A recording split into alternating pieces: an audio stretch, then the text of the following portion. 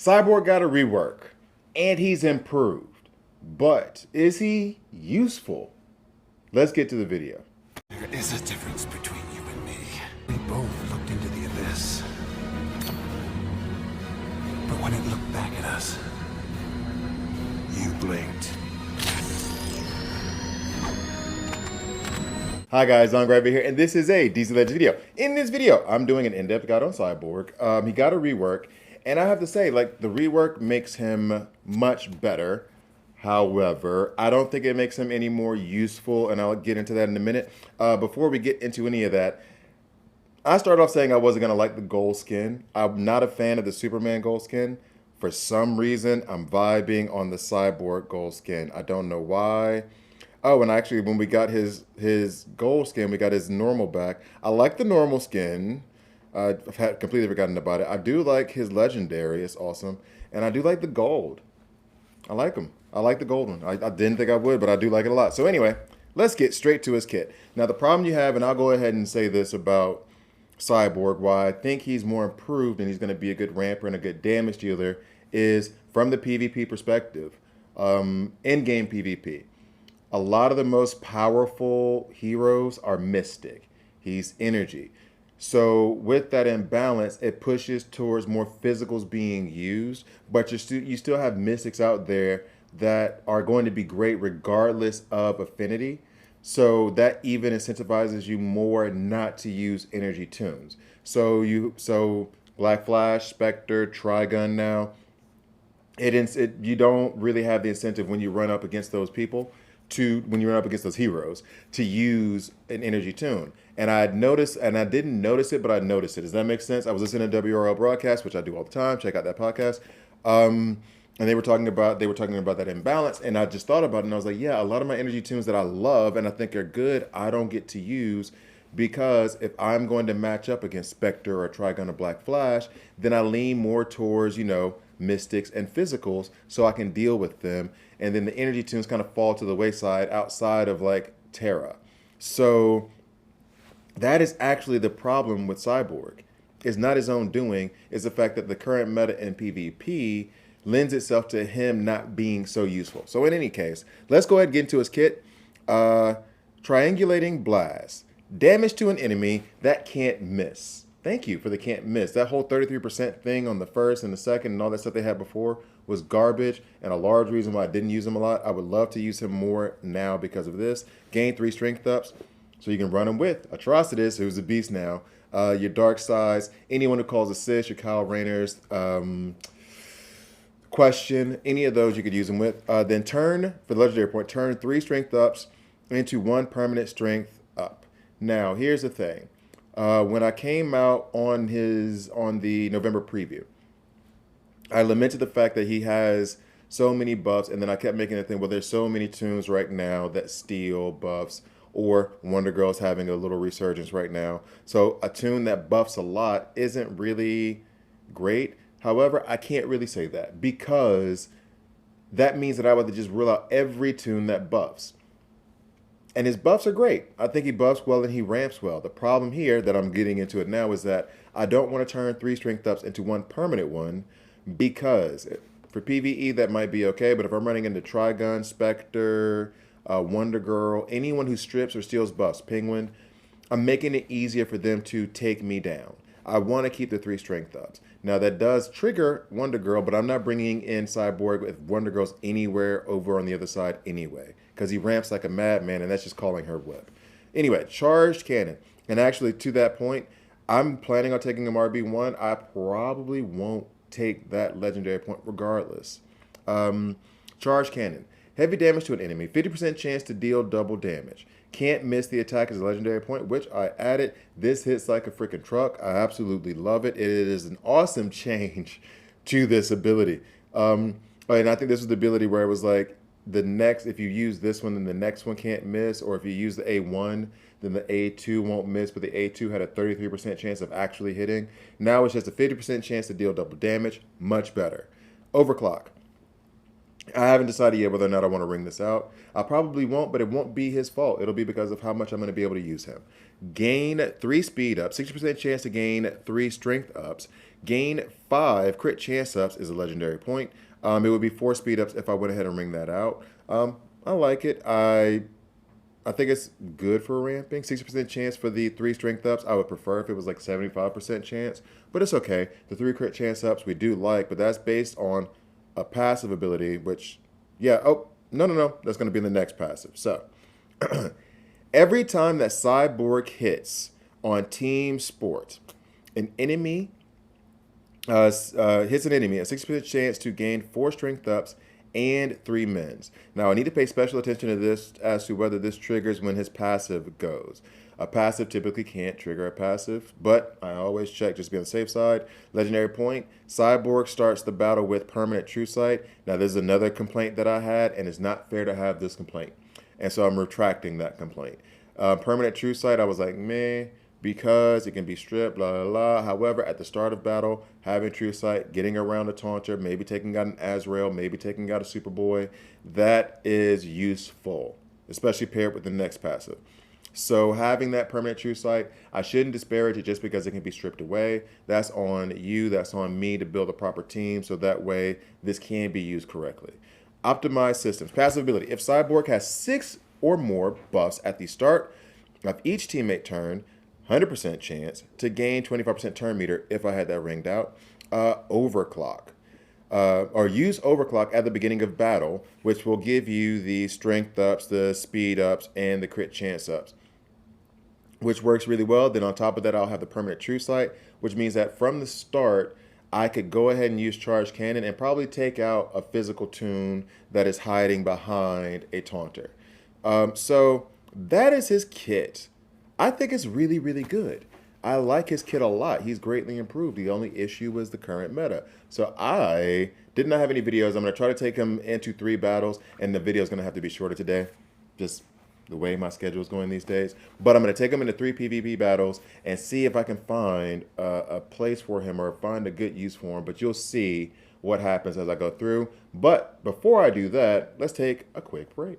Game all day and all night with Mixed Energy drink. Mixed Energy is designed for gaming and comes in flavors like grape popsicle, orange sherbet, fruit punch, and blue raspberry. Gotta be real, I'm here for anything blue raspberry. Use the promo code ONGRIFER or follow the link below to get 10% off your next order. Mixed Energy, energy designed for gaming. If you've watched this channel for longer than like 5 minutes, then you know I'm into superhero like clothing and apparel. So when I was looking for an affiliate, I found Superheroes Gears and I thought, okay, let me check them out. I've been on the website and I've already found plenty of stuff to waste my money on. First of all, there's this like classic X-Men's jacket that I wanted and I thought, all right, that's it. I'm gonna go for that one. And then I went down further and I saw this Robin Teen Titans Go Letterman jacket. I'm not even into Robin like that, but I do love Teen Titans Go Robin, so soon as payday hits, I'm getting that jacket. In any case, follow the link below, help support the channel, of course, but also check out Superheroes Gears. They have some really awesome stuff, and this might actually end up being a problem for me. So because I'm having to do this haphazardly, I didn't have the video. My schedule this past 2 weeks, if you can't even tell by the shirt I'm wearing, has been like nuts. So let's go ahead and get this on 1X.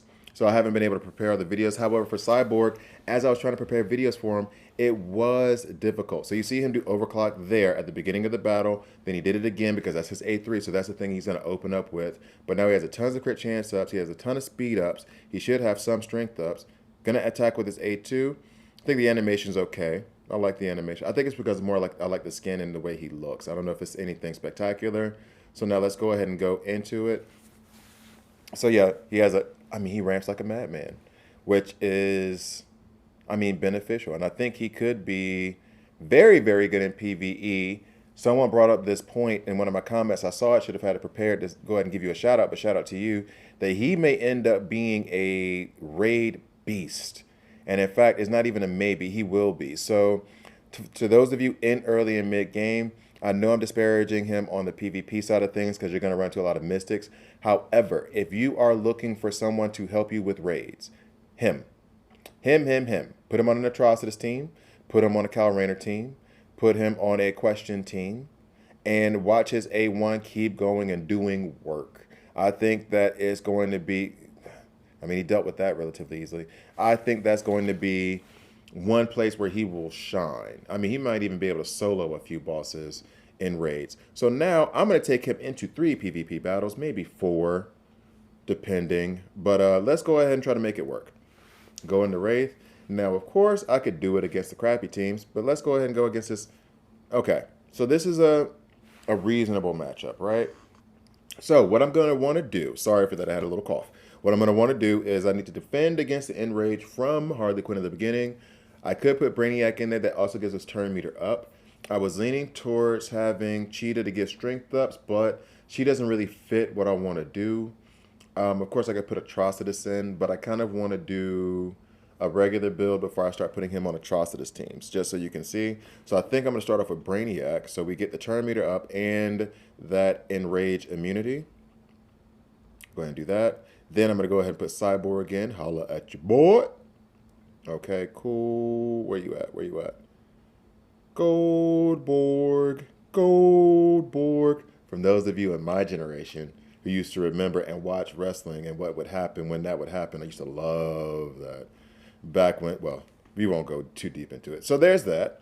Now I want to deal with Spectre. Now, one of the things of dealing with Spectre is that he is going to go off based on the fact that hopefully Cyborg kills Azrael.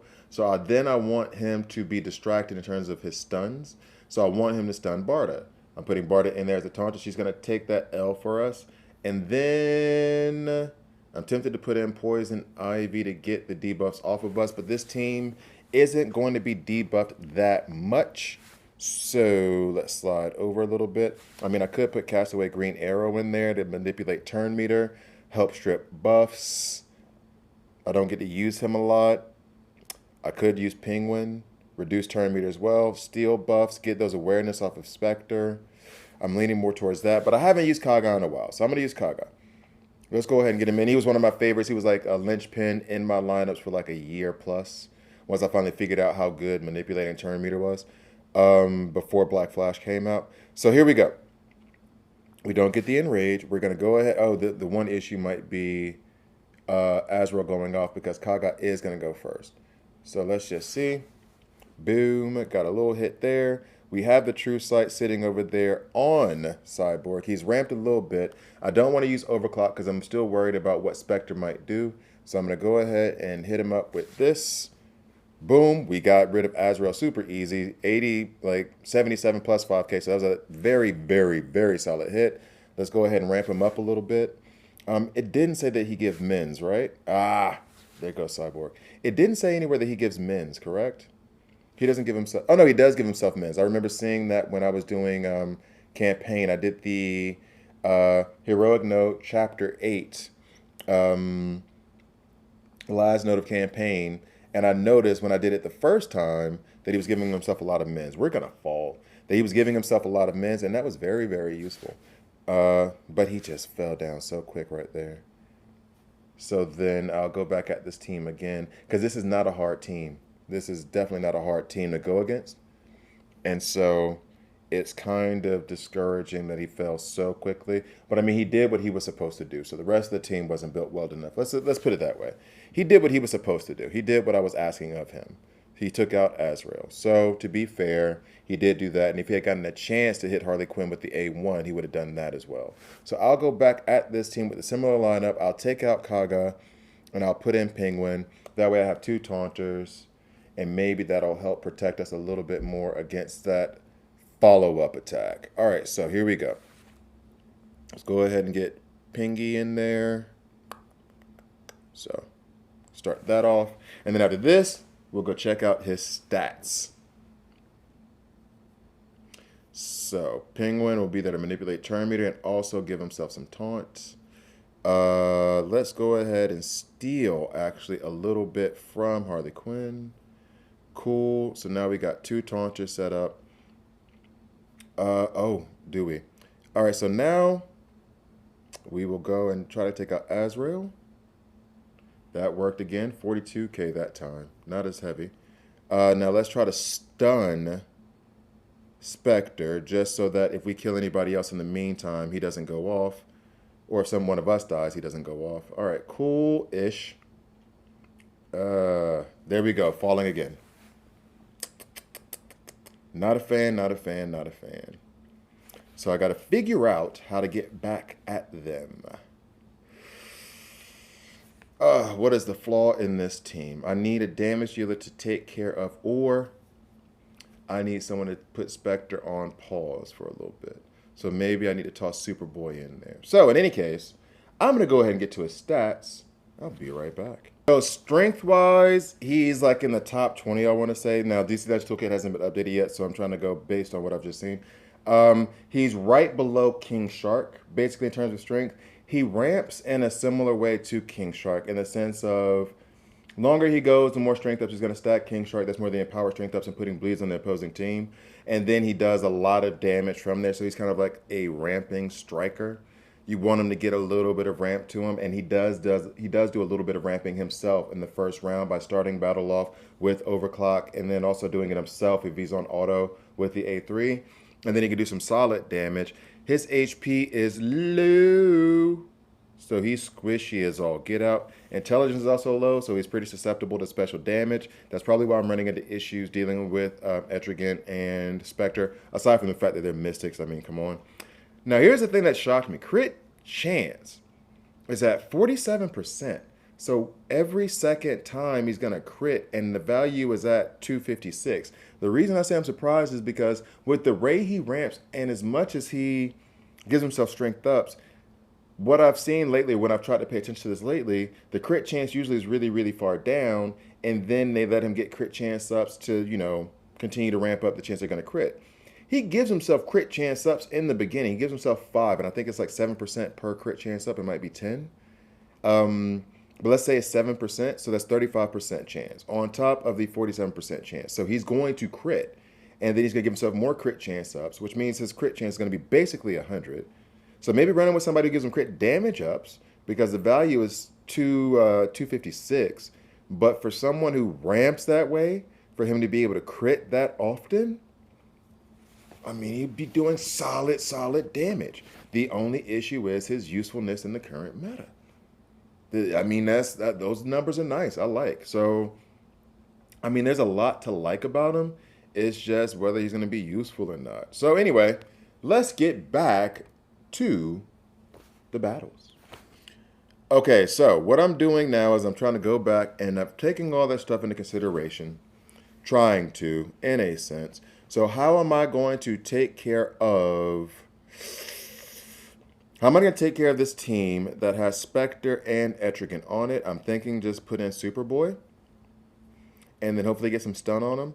I could put in Desaad. I don't want to be that energy heavy, though, especially when nobody on the side is really a physical damage dealer to take out Spectre and Etrigan. So let's give this a shot. But then that's just me having 2 solid damage dealers, because make no mistake, Cyborg is a solid damage dealer. It's just that he's an energy one. And then Superboy Connor Kent might be the best physical damage dealer in the game right now. So yeah, that's 2 hits. They go at, oh, well, of course that happens. Here's the question. Do I, see now, Azrael's going to go before my Cyborg, right? I'm going to do the A3. And I think I'm going to hit, and I want to hit Spectre, but my worry is if I hit Spectre and Spectre dies, I just wasted those 3 stuns. If I hit Etrigan, Etrigan's going to go hard. I mean, okay, I'm going to do Spectre. He's probably going to die. Oh, he didn't. That was a plus then. Okay, so we're good to go there. I'm tempted to do overclock. I'm tempted to go ahead and take out Azrael while I have the chance. Will I be able to? I mean, he did crit on that last part of it, but he didn't take out Azrael. I wonder why. Let's go ahead and get her to taunt. I'm tempted to do overclock again. Or should I just go ahead and take out Azrael while I got the opportunity? Let's try. Let's see what happens. All right, got rid of him. Spectre's going to go off. I know. Stop it, Spectre. Let's try to get a couple hits on him and stun him. I wish he would have had 1 less awareness. Solid. Got rid of Spectre. So now we should be good to go. I'm still not. Okay, good. We're good. All right, so that got it. We needed to stun Spectre in order to get through it. I'll do one more battle, then I'll call it a video. I do like him. I like him. I like his rework. Am I going to be able to use him? That's the question. I'm not so sure. Hopefully I'm wrong and I'll find more opportunities. But put it this way. If I need an energy damage dealer now, physical based, he's going to overtake Arcus. That's pretty plain and simple. He doesn't have an AoE attack. Oh, there's a Atrocitus team. I should not be going for this at the end because I know that's going to be more than one. I mean, Atrocitus. Yeah, no. Because Cyborg can't compare to Supergirl in this situation. Just that simple. Supergirl, especially under Atrocitus, which somebody brought this up on Reddit, and you were right. Let's go ahead and get that Supergirl Red Lantern skin out there. Yeah, see that team? That team is too devastating. That team is way too devastating. Let's see. So, okay, Green Lantern team, old school. Oh yeah, definitely old school. These are a lot of old school characters in here. So we'll go ahead and go with this. But you just saw the issue there. And some of what's happening. And before Atrocitus and his rework, it would have been the same thing, running into Black Flash and Spectre all the time. And for that little, I don't know, was it like 48 hours that Trigon was the king? It would have been the same thing with that. Like you do all those buffs, and then Trigon just takes them all. So in any case, I'm going to go ahead and try to build a team around this. Let's run. Ooh. Should I run it with Atrocitus and have fun? Let's run with Darkseid. Atrocitus has become already a little bit played out. So let's run him with Darkseid. Let's add some protection in there. So we'll put Donna Troy in. But yeah, Atrocitus. I love him. He's really good. But man, seeing him a lot these days. Seeing him a lot. All right. And then one more support. I don't want to give him crit chance ups. That's what Owlman would do. I mean, he gives himself enough, right? Would love to give him crit damage ups. Let's see. I mean, Kaga's going to go first. He's going to hit us and reduce our turn meters by 20%. Let's see. Actually, we have two heroes there. Let's run Question. This is for fun. We'll see how it goes. Let's see. But, so yeah, I like him. I like him a lot. I just don't know how useful he's going to be. So, if you do see him out there, though, it's at least for raids, he's worth it. I think he's going to be a monster when it comes to raid time. But in any case, thank you guys for watching. I drop these such videos every Monday, Wednesday, Friday, so please like, please subscribe. If you don't like it, subscribe and hit dislike. I'm okay as well with that as well. If you do hit subscribe, hit that little notification button, help out the channel, check out the affiliates and all that other jazz that I typically say. I'm going to ramp with him on overclock, and then I think Darkseid has enough buffs for him to go ahead and use his A1. Boom. And then we're going to go ahead and use the A2 from Question. And then hopefully, oh, Darkseid call Cyborg. Yeah. Like it. He can do damage, man. And look at how he's ramping. Look at how he's ramping. I don't even want to use Darkseid right now because I want to see what he's going to do against John Stewart. Okay, so we'll go ahead and put that in. Auto. Thank you guys for watching. Come on now, let's get rid of it. And actually, the Donna Troy plus side is also using the multiverse presence. That way, the A2 for Question is going to come around a little bit more often. There's that death immune. Oh, well, that didn't matter. Thank you guys for watching all the way through, and I'll see you next time.